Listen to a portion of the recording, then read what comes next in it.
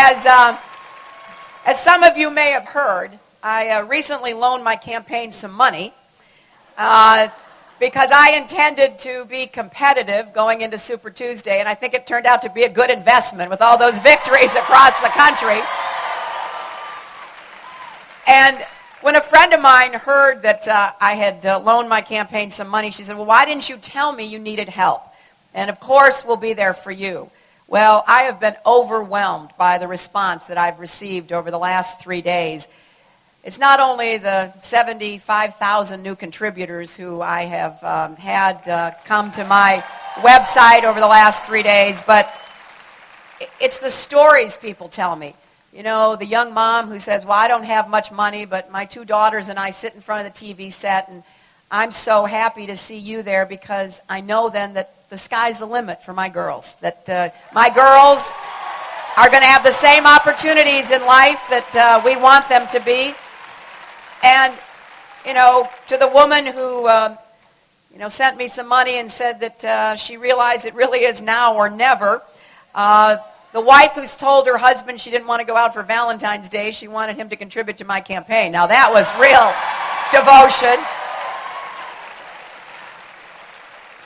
You know, a gentleman who described himself as a crusty conservative who believed in fiscal responsibility and says, I'm counting on you to get us back out of this mess that George Bush has made in our government. You know, I am so honored and humbled by the faith that people are facing in me, and I will bring your voices and your values to the White House, and I will fight for you every day, and I need you, because I am convinced that if we pull together, we really can do this. So I hope you will go to HillaryClinton.com, read about the issues, read about what I've done for 35 years, and help support this campaign because it's your campaign. It is about your lives, your futures, your jobs, and your health care. And that's why I'm so honored to be endorsed by the American Nurses Association. I want to thank Becky Patton, who came all the way across the country. She's the president of the American Nurses Association. She stands for the nursing profession and for the people who do that incredibly important hard work. I want to thank Kim Armstrong, president of the Washington State Nurses Association. Kim and all of the Washington State nurses who take care of people every single day. And I was interested in listening to Becky talk about how people in our country feel about nurses. You know, I know that this because I have, obviously been involved in health care, not only in terms of trying to change and reform and expand it and make it affordable and take on the insurance companies and the drug companies, but on behalf of family members, on behalf of friends.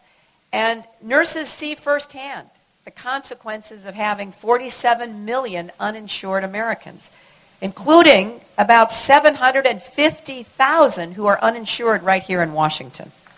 And the insurance commissioner is nodding, so I'm looking to him to make sure I'm getting it right here. And every day, I hear the stories of people who are suffering. You know, as Becky said, this is not some campaign issue for me.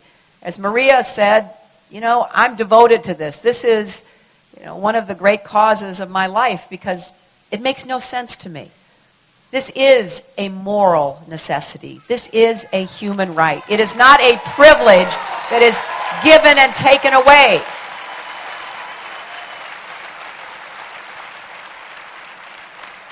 And I have proposed universal health care. Now, there are people who have said, you shouldn't propose universal health care. It's controversial.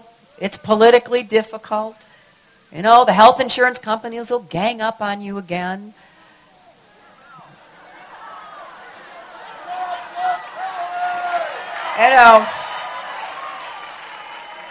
Well, of course they will. We're trying to take their power away from running health care in America.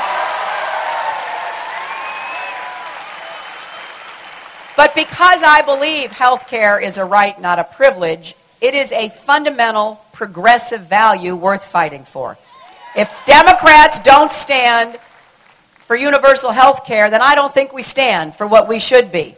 We should be the party that says we're going to get this done. Harry Truman started it. He ran into problems. We didn't give up.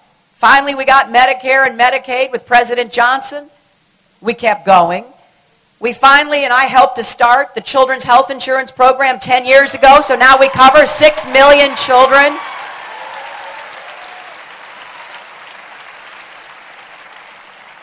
But I am not running for president to put Band-Aids on our problems. I'm running for president to solve our problems and to bring people together to do just that.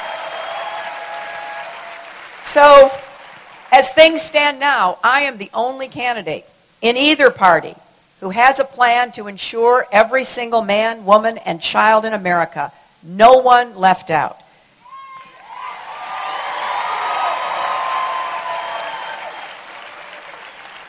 My opponent's plan would leave out at least 15 million people, leave them uninsured, including more than 250,000 right here in Washington. My plan provides tax credits to make sure everyone can afford health insurance. It limits what you have to pay to a small percentage of your income ever. It will not go up. It helps small businesses cover their employees without demanding or requiring it, but if they wish to, the help will be there for small businesses. It bans insurance companies from discriminating against people with pre-existing conditions.